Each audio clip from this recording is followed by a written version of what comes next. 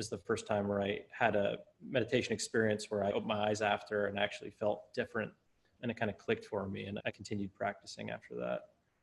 I love it. So you're 8 and your dad's dragging you to weird meditation stuff. And this sort of like you're going to a family gathering, right? There's that sense of obligation. Mom and dad dragging you to this thing. So your dad was really into it though. Did that kind of give you a sense of permission around it? Or did you think it was kind of a double-edged sword? Like it's what brought it into your world, but maybe also made you skeptical about it?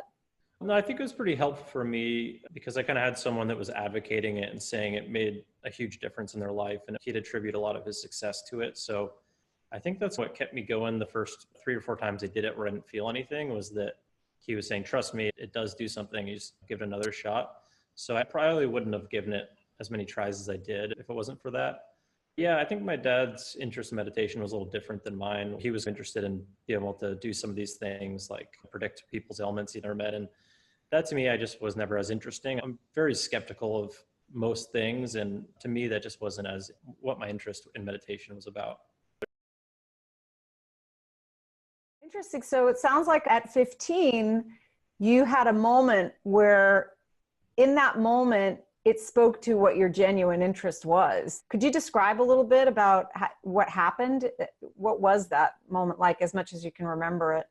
Yeah, this was a few months after I'd met Shinzen for the first time, and he gave me one of his books, or maybe I got it from my dad. And there was a breathing exercise on it. It was on his Breakthrough Pain book and accompanying CD at the time. So I was just going through a lot of rough things in high school, just like typical teenager problems. I think I'd gotten in a fight at school, and maybe I'd just broken up with a girlfriend or something like that. And I had a lot of emotions and probably some physical pain related to that. I sat down and I put in the CD in my room, and I closed my eyes and I did the 10-minute breathing exercise. It was all about finding pleasure in the breath.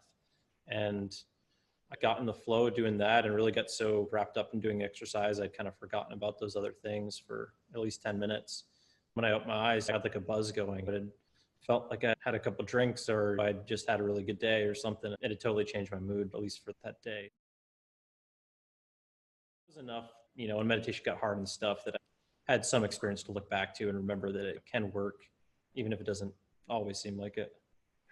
I love it because it's like the practice met you in your teenage, right where you lived. There you are, you're 15 and you're having the challenges that a 15-year-old would face. And then it gives you this buzz that makes you feel like everything's okay, maybe even reminds you of this new drinking thing you've discovered on some level. It's like, wait a minute, that's kind of interesting.